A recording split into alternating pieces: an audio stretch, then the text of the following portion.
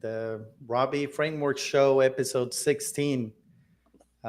In this live stream, we share news about our project regarding our robotics framework.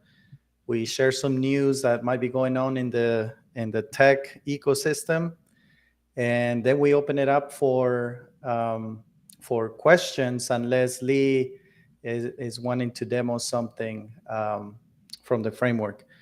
So Lee, I'll let you take it away. Oh, okay. So we're gonna do news first, right? Yeah, I think we should do news, and then we can turn into or kind of switch over to start giving updates about the company or where the project Yeah. stands. Yeah. Okay, that sounds good. Well, I ran into a few things over the course of the week. The first one is sort of a tech thing, sort of on the verge of a tech thing, but it was a tech thing for me. I've been Francisco, I've been a manager more than once, a dev manager. Um, and when in that position for me, in dev shops, they're almost always predominantly male. Although we did pretty good at our last one. We had quite a few women in there, and it's getting to where there's more and more women in it. But anyway, um, I've always had this tendency to refer to the team as the guys. And I ran into this article over the week about guys is a four-letter word.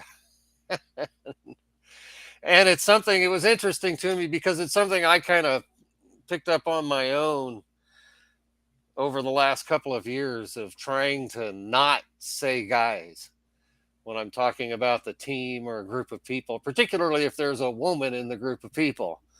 Uh, she's not a guy. So it's just kind of, it's something I hadn't really seen before. But, I guess the question becomes, is that just political correctness or what's it about? Nowadays, you can't be sure they're really female. Well, that's true too. You can't always be sure. Um, and you don't want to offend them either.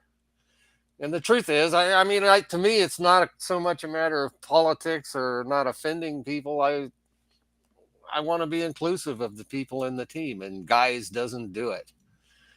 Particularly when I write emails or something, I try to never say guys. I say folks or something, but that sounds weird. So we need a new word for that, I think. Something that makes it common and familiar like guys, but that includes everybody. So anybody has any brilliant ideas for that, then you can let us know, and maybe we'll be famous for coming up with a new word for guys. Yeah, that would be. Devs, yeah, there you go, devs, yeah, and that's when I have actually used devs sometimes when I get into that.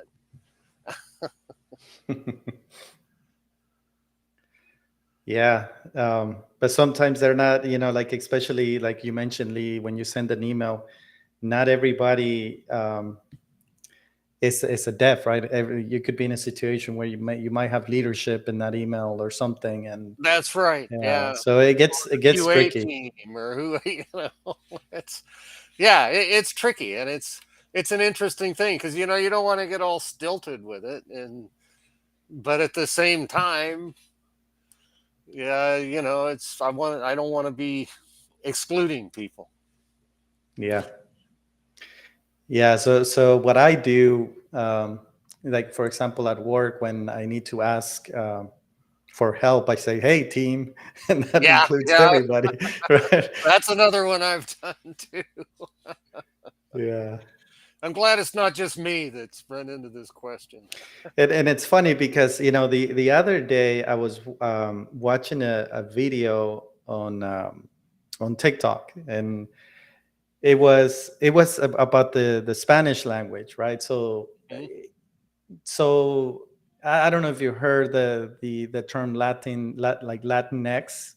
Yeah, So the whole thing comes from like the male. I guess that there's gender in the original word Latino, right? So right, right, it's not Latina or it's Latino, yeah. right?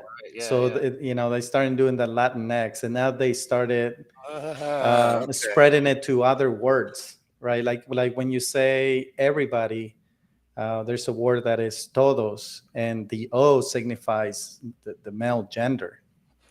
Um, and there has this guy that's really smart, and he explained, he broke down the whole thing, saying that there was a language before Latin, and I forget what it was called, but he named it. And there was no gender there in that language. So in Spanish we added the A to sort of stand for gender. So like if you want to say todas, meaning all women, um, they got like their own word to say todas, but for men we kept using the same one that was there before, right? So todos, like all men, is still the same word, but for women they there's a new word that signifies woman, todas. So todos in comparison to todas, and now they started doing the X, right, to kind of, Codex. yeah. So it's like, you're gonna start like messing up the language because of this political correctness thing, you Well, know?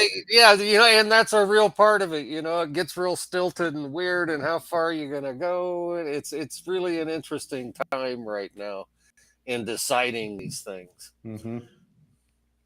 And I hate to admit it, but I always wondered what Latinx was. I never really knew, and now it's explained to me. It makes perfect sense. Yeah. Yeah, so that's it's difficult because and if it's accepted by society, right, then so be it. And then obviously it's more accepted than years ago. But is it going to change the language? And languages will not be able to change as fast as maybe society does. And Yeah. so it's kind of like when you start talking about laws and tech. Tech is moving so much faster than laws, Yes. that there's a lot of tech that is not covered by by laws, right? So yeah, that was a good one, Lee. Okay. Well, on to the next one here. This is one I picked up on today. Um, it was just kind of interesting little thing. Apparently, Microsoft is complaining because Sony is paying people to not put their stuff on the Microsoft's Play Store for console games. Wow. So Microsoft's calling that unfair business practices, which is a lot like the pot calling the kettle black, but it's, but that was just a little interesting thing, um, but not that surprising. Wow, but didn't Microsoft just buy like a big gaming studio? Yeah, Uh, I think it was Activision or one of the really big ones, one of the yeah, monsters. Yeah, yeah. and that's part of the deal, is because they're trying now to get their fingers in all the pies like Microsoft tends to do, and they're complaining because Sony's trying to compete against them, So what's Michael saying? saying Mexico and Latin America and South America stole our language and are now changing. Well, you didn't. Well, I guess if you want to go there, Michael, we didn't invite you over. All right, you guys That's came. right. That was a great La Raza saying. That was, well, how did it go? We didn't cross the border crossed us. Yeah.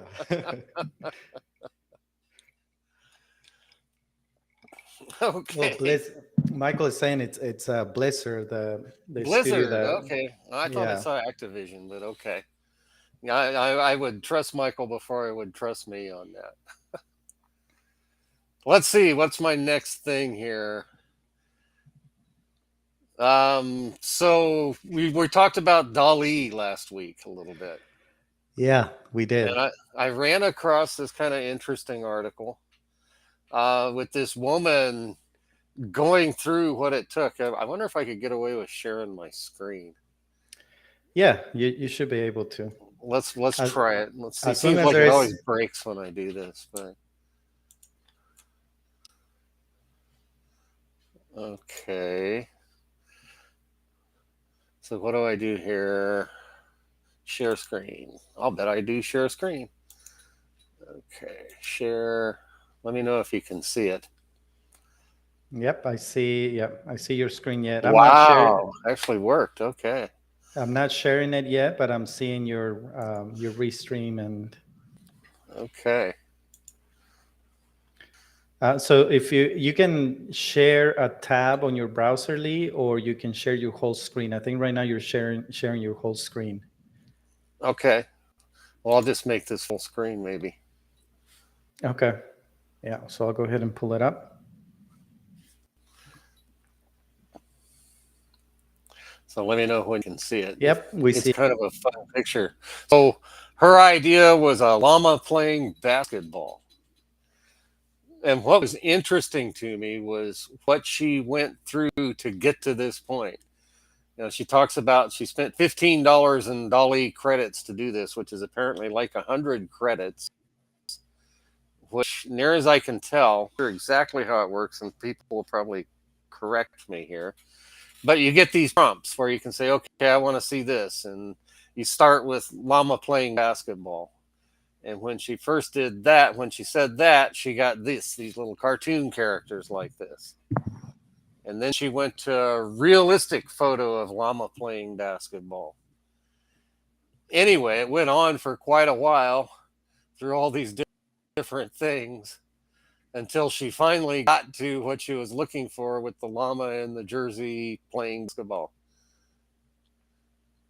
So I hadn't played with this dolly yet, but it was interesting to me to kind of see the progression of how it works and what you go through to get what you want out of it. And they're really interesting, weird pictures. Oh yeah. The one she ended up with, I love. That's a llama going for the big slam dunk. Yeah. And if you think about it, so there's a big YouTuber, Marquez. I forget his name. I don't know if it's Brownlee, but MKBHD is his channel, and he has millions of subscribers. And he did an episode or a video where he put his graphic designer to compete against Dolly, and so they gave him, I think it was 3 different images that they described to the guy and then described to Dolly. And it was hard to tell like which one was the one that the graphic designer created versus the one that was created by Dolly. Wow. Yeah. This is the beginning of some really interesting and weird and marginally scary stuff. Yeah. there was another video. See, I didn't come up with any articles, Lee, but I watched so much YouTube that there are some interesting things I could bring up. Um, there is a guy who started a startup just by using what's it called, OpenAI, the makers of Dolly. Mm-hmm. And what he was doing is just coming up with titles for either for blog articles or for YouTube videos using AI, which is something that is available in the tool that we use for our videos. But this guy, just by hooking up to the OpenAI's API to come up with titles or headlines, he was able to make a business out of that. He sold it. After a year, he sold it for 4 million. The website is Headline now. Headline Headline was already taken, so he used the M instead of the N. Headline.com. And I don't know if the guy still, well, if he sold it, I don't know if they kept them on for a while, but I'm sure that still running. And I wonder what it evolved into, but that was pretty interesting. Oh yeah, here it is. I'm looking at it. Interesting stuff. Wow, and you got 4 million for that. You know what? heck with all this writing a big software program and all of that. I want something like that, 4 million and walk away. Yeah. Sounds pretty good to me. Yeah, and there were other businesses. The other one I remember is like somebody who started, and this wasn't something that could be really monetized, but there was a person who started doing research on trying to find out the origin of the different dishes that you might run into. One example was broccolini. Um, that the I guess the earliest mention of it was in 1992. And this person went ahead and did that for many other dishes. I mean, I don't know how you could monetize it, Yeah. but I mean, it's just something interesting. Like, oh, when was this invented, right? Or who or where did it get created? Uh, but I just thought it was interesting. So Michael's selling pixels on his webpage. How much for a pixel? Yeah, that's the other thing. Have you? I don't know if I mentioned, but there's geez, and I can't remember the name, but they're selling real estate in the metaverse. Real Yeah, estate in the metaverse. yeah. So I forget What's what the the. metaverse is? So there's like this. I think two big companies that are doing that. So I guess the way I picture it, it's a map, and you go and you buy your plot, and you're hoping that it's gonna go up in value.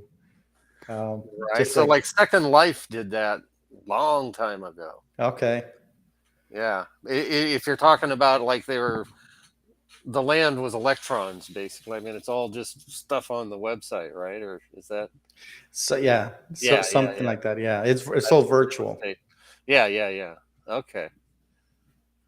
Did you ever hear of Second Life? No.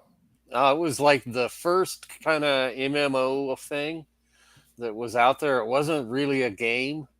Uh, you went and created things and built houses, and there was all kinds of you could program to it and all kinds of different stuff, and then you could sell what you did on the site. And it's still around. But it's interesting because I believe what it's making its money at now is people have turned it into a porn thing. Oh So wow. they they create these sexualized avatars and sell them to people. I saw some pictures. It was fairly gross and fairly weird, but interesting that it seems to still survive on like this by turning into a porn thing.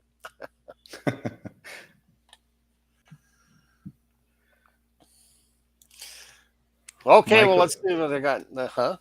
Michael says that he's heard of Nine Lives, but not Second Life. Instead of Second Life, Michael hasn't heard of Second Life. Wow, man, might be the first time or else I'm remembering the name wrong. But no, that's with Second Life. Okay, what else do I have here?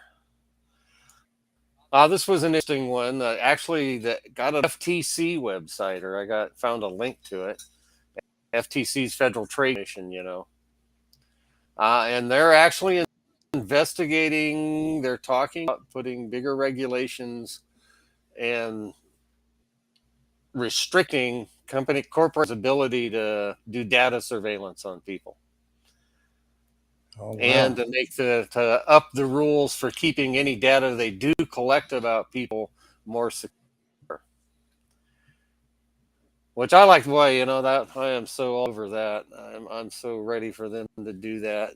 The idea that they're watching everything we do and storing it in a giant database, and then they can get to it later. I don't like that. Yeah. Scary stuff. Yeah, yeah. So I'm definitely in favor of that one. Let's see. I got one more. Oh shoot! I forgot to take the phone out of here. We're gonna have to hear the phone ringing in the background for a little while. So my other one is they're using satellites to identify methane sources. Oh, good grief. Hang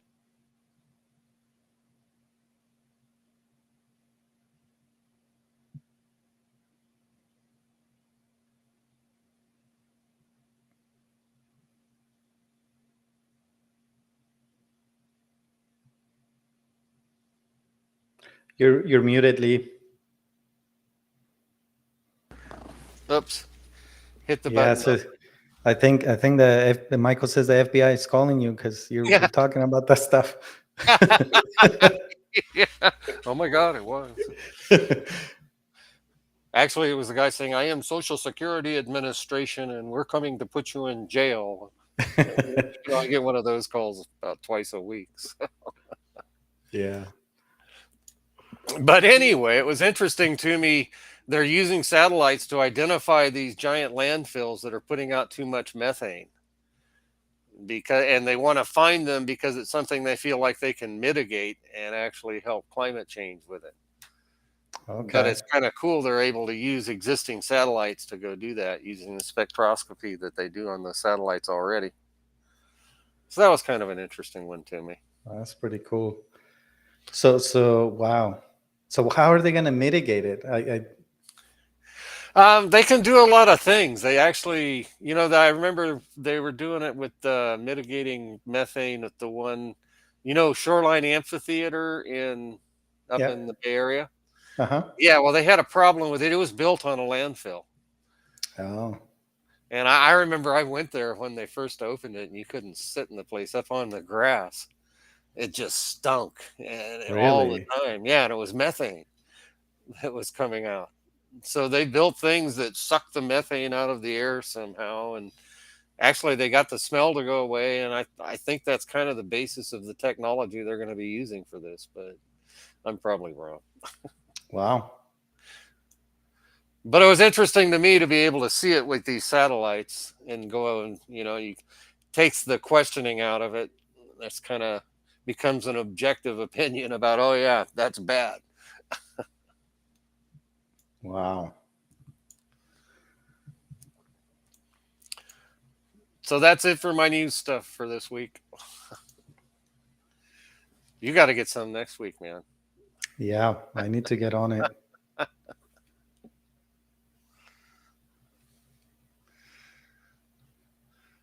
So you want to talk about robotic communities and the company? Yeah, let's do it. Yeah. So kind of an interesting week in the company. We're doing the AdWords now. We're starting to get hits. We're getting a better stream of hits to the website than we ever had. But we're still not getting the conversion. So now our big challenge is to turn those hits on the website into registrations for our beta. So if you're coming to our website, go register for our beta too, and then actually use it. That's our pitch for the day. Yeah. And there is actually a link in the description of this video. So if you want to go check out the website, it's right there. So the other thing that's going on this week, I worked on this blog article about something we've been talking about for quite a while now. I've really been thinking about it for the last year or two. And I'm really starting to work on defining it more and kind of gelling the concept of it. It's the idea of robotic communities and what that's about. And it's just it's really just sort of a way of looking at networking robots together and how, what it's big thing right now, big buzzword that I'm seeing in robotics right now is collaboration between robots and what that looks like and how you do it. And the idea I've had for this for quite a while is that we want to build robotic communities. We want to build communities of robotic devices that are amorphous, that can be any combination of robotic devices that are all working together, but they're working together in a community. And the idea of why I'm calling it a community is because my idea is to really base it around kind of an ideal human community. So, in an ideal human community, you have people that are brought together as a community either by living around the same place or by being in the same online community or whatever it is. Some kind of just shared interest or place or location or something is bringing them together as a community. But they're all individual people. And what their background is, or any of their personal attributes in an ideal community won't affect how they can interact with the community. They all have equal standing within the community, regardless of what their background is, where they came from, or anything else about them. So you have that, but at the same time, they're all working together to do for the betterment of the community. They're cooperating, and they're all devoted to the well-being of the community. But at the same time, they're all still independent entities. On a day-to-day basis, they all make their own decisions, do what they want to do, ideally, within rules. You can't do things that are damaging to the community. Mm-hmm. But you make the decisions about what you do on a day-to-day basis. You live your life as part of the community. Then there's this other concept with communities where there's almost always, if the community has any size, there's community leaders that speak for the community and may make decisions for the community. But they still, you could say they're running the community, but they don't, because all of the individuals in the community are still doing whatever they do. They're still making the decisions about their day-to-day lives and living their lives, but they're living within the community, and the community leader is kind of providing a structure for the community. Mm-hmm. The community leader knows what the goals of the community are, knows what the rules of the community need to be, enforces those rules if they have to. But other than that, they pretty much leave the members of the community alone. And my idea is to take that concept and apply it to grouping robots together, robots and automated devices. So if you put it into that, like the example I use in the article, it's a kind of a fantasy thing, but it's getting less and less fantastic the way people are advancing things. But so say you have a car wash, an automatic car wash. So you don't really think of that as a robot, but it's an automated system, probably using PLC, so it's got inputs and outputs and sensors that are running you through a little automated process. So say I have that car wash and somebody invents robots that you can use in groups that will go and pick the car up at the end of the car wash and drive it over somewhere and then detail the interior, vacuum it and scrub out the interior. And I've got 4 or 5 of these robots that can do that. So the question, and where the whole community thing comes in, is how are those going to interact with each other? How is the automated car wash going to interact with the group of robots? And how does that work? And that's where bringing them together in a community with a community leader comes in. So the community leader in that case would know things like how many cars the robots could handle over a given time to keep from getting overloaded, and how to tell the car wash to stop for a while, not let any more cars in because the robots are getting backed up.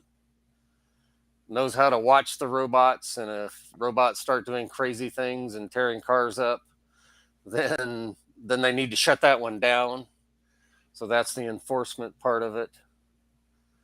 And that's the community leader in that situation, which in real terms, what we're talking about, that's a program of some sort of a computer program or something that's sitting there and running that, knows how to talk to the car wash, knows how to talk to the robots, and is orchestrating how they interact with each other. based on these rules of a community. Now, if you take it a step further, and what if I have a fleet of autonomous cars and they're a community also? And their community leader is doing things like saying, okay, each of the cars are this is going to be those cars' duty for today. And these are the cars that are working today and the ones that aren't. And these are the maintenance schedule for cars. And certain number of cars need to go get washed in the car wash. So suddenly I have another different community that includes the car washes and the autonomous fleet. So that has its community leader that understands the things it needs to understand to make that happen. And that's my idea of the community. It's the idea, and it goes from the micro, so in Robby, the way we have it set up, we call it a network on a single robot, which is really a community of sensors and whatever is on the robot that are doing, you have cameras, you have LiDAR, you have ultrasonic sensors, you have whatever you have. I think of those as one of these communities. And the community leader for that is what we call the MCP, the Master Control Program. Mm-hmm. But the idea of Robby is it could also be the one that sits on that more macro community that is combining the robots with the car wash. And it can also be the one that's sitting on the community above that's combining the fleet of autonomous cars with the group of car washes. They're all exactly the same kind of community. The structure of the community is always exactly the same. It's just the way they combine together. And I guess what I find attractive about this is it's really wide open and flexible. So each of these, they can be completely amorphous. They can be whatever they need to be at the moment. And that's a big part of the design of Robby about that. It's about making these things be able to communicate with each other on a completely freeform basis. Yeah. You can build rules into it, and you can build restrictions, and you have to have rules, and you have to be able to shut things down when you need to, and that's the community leader's job. And in our model, that's the MCP. So that's my notion of communities. Yeah. And it is interesting, and it's possible with the way that Robby's architected or designed. Yeah, and it's possible because of its simplicity. Robby does really a very, very simple thing, but it in that simplicity, it gives you the flexibility to build these communities like this right out of the gate, and it's almost free. It's just adding another device to your robot. Well, that device that you're adding in there happens to be another robot, or it happens to be a leader computer that's running 20 robots, or anything in between. Or it can be a automated conveyor system in a warehouse and a group of warehouse robots. And someday a group of autonomous trucks that are coming to the warehouse. Yep. So that's where we're trying to go. Michael says that it sounds like a union. Yeah, or a communist community. That's right. Yeah, well, I'm a commie at heart. Not really, but I wouldn't make a very good communist. Robby Hoffa. Hey, that's Robby with a Y, man. Isaac Asimov's Robby had IE. We're Robby from the movie.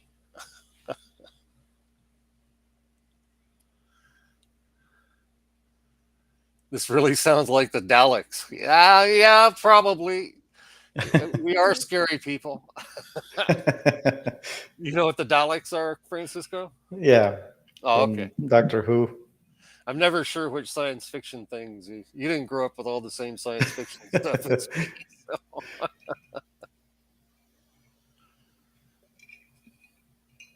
I think Knight Rider is probably the one I grew up with. Oh man, Michael Hasselhoff. Yeah. He interesting thing about him. I don't know if you met Asimov. Wow, sorry, got to enter. Michael says he met Asimov. Wow, that would be big for me. Asimov has always been like one of my heroes. But anyway, David Hasselhoff. Did you know in Germany he's like one of the most revered characters there? He is. It's a weird thing. Yeah, I don't get it, but but yeah, oh yeah, he's the Hoff. He's like a huge star. I don't know if he still is. When I was over there in the early 2000s, everybody talked about Michael Hasselhoff or David Wow. Hasselhoff. Sorry, that one just got me because I never, I always thought of him as kind of just this TV actor guy that was a pretty face, I guess, for women, but didn't do that much for me. But I guess I think he sings even or something. I Yeah. mean, he's a big deal over there. Yeah. That I know.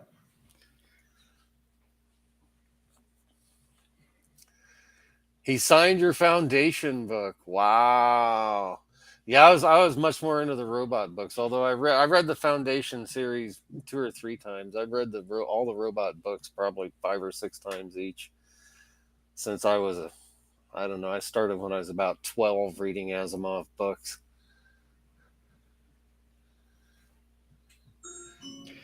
I remember that. Oh shoot! Someone's here.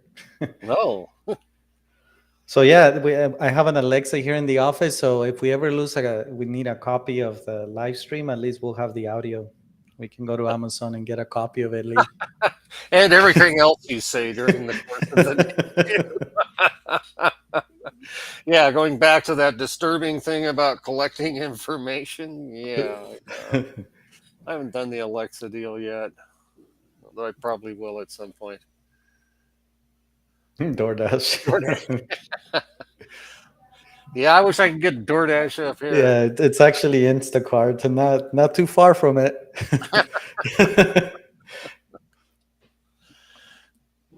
So Instacart, is that where they send a robot with the groceries to you, or is it a person? No, no, that was no, Instacart is someone driving. It's similar to Uber Eats. But Okay. Instacart is started for doing groceries, so you could give that person a shopping list from a supermarket, and they'll go do the shopping for you and bring it to you. And you guys do that? Yeah. Wow.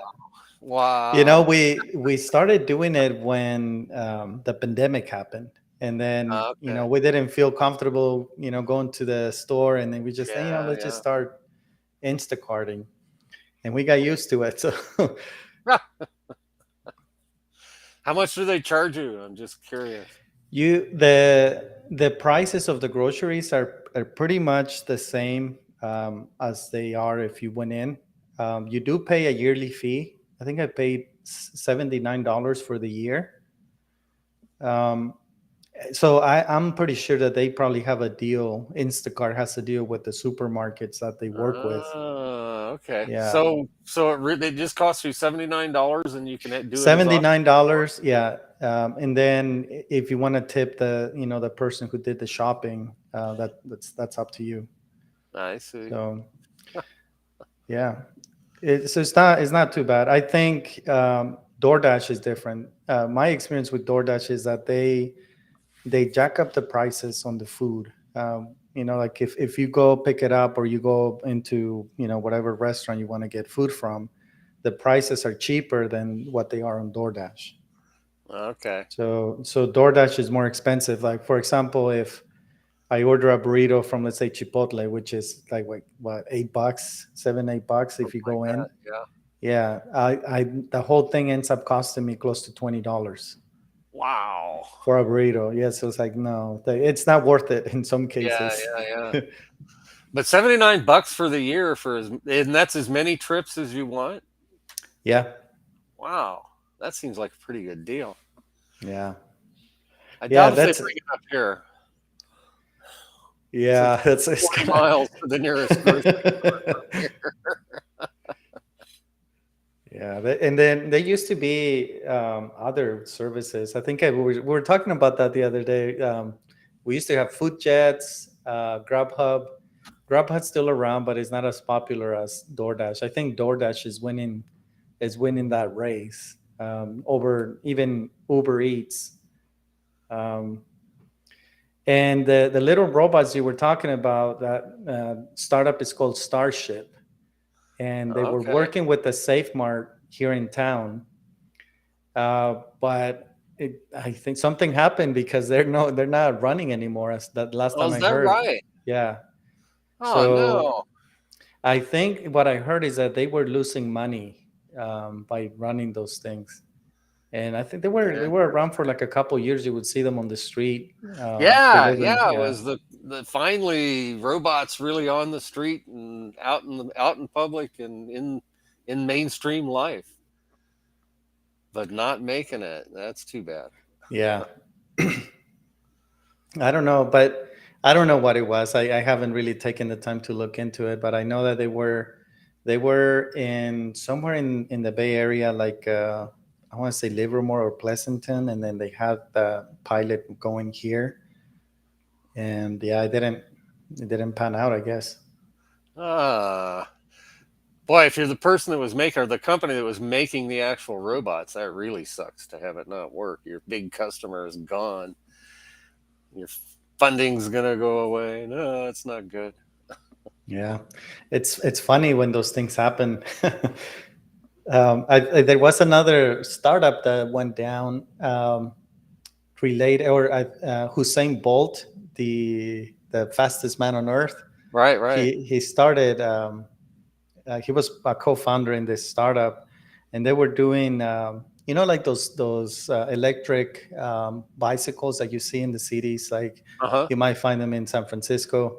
Well, he was Yeah. doing something similar in Miami, and it didn't work out. Same thing. They just disappeared, and they left a lot of those bikes on the streets. So they're just laying around. Nobody's really claiming them or anything. So Wow. it's kind of weird because those things are not cheap, but right. But I Yeah, guess yeah. I guess it was in investors who kind of took that hit, right? Took it on the chin. Yeah, yeah. Yeah, And a lot of people probably got free electric bikes out of the deal. yeah.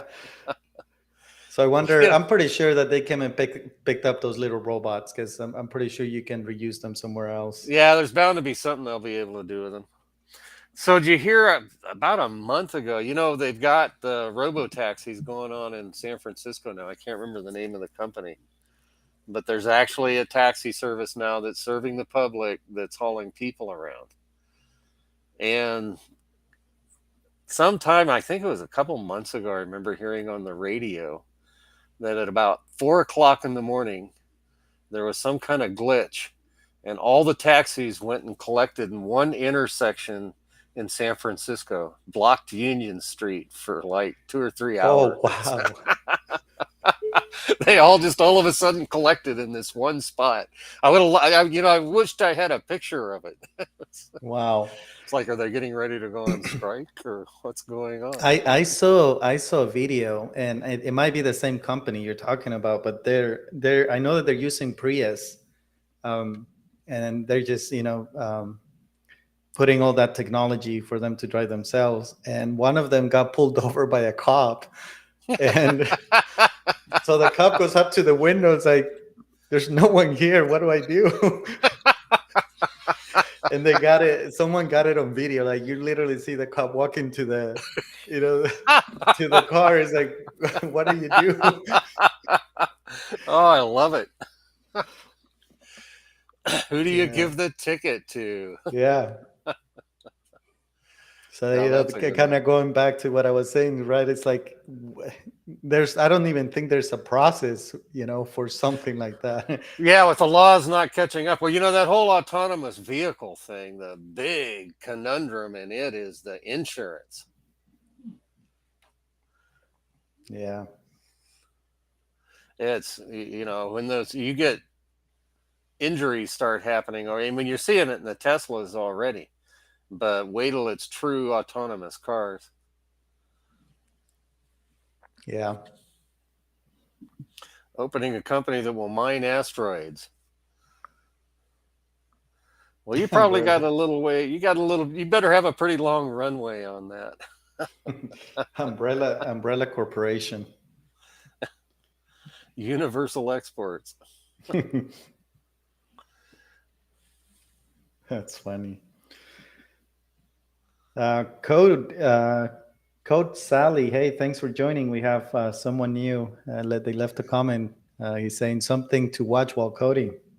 Nice. Oh, I thought that was Michael saying that. Oh, I didn't see that. Welcome. We always like having new people come to watch our drivel.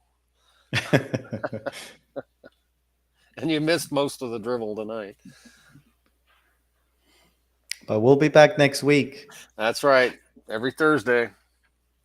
Unless we miss it, and then it's Friday. But we've been pretty good lately. We're getting more reliable. Yeah. We even started on time today. Imagine that. We had to wait actually before we went live. So we were ready to go minutes before. That's good. That shouldn't be that big of an achievement. It's baby steps. That's right, baby steps. That's right. Next episode, I'm gonna have some articles to talk about. Hey, well, I saved your bacon tonight. I had some. Yes, you did. Well, we're getting about down to wind up time. Yeah, here. I think it's about time. We're more than 45 minutes into it. So thanks everybody for joining. Michael, again, as always, we appreciate you being here and always keeping the chat going. That's right. And thanks for coming, Code Sally. Nice to meet you. And yeah, right. Michael, we're always glad to have you. All right. Thanks, everybody. Have a good evening or morning, wherever you're from. Wherever you're at, whenever it is. Bye. Bye-bye.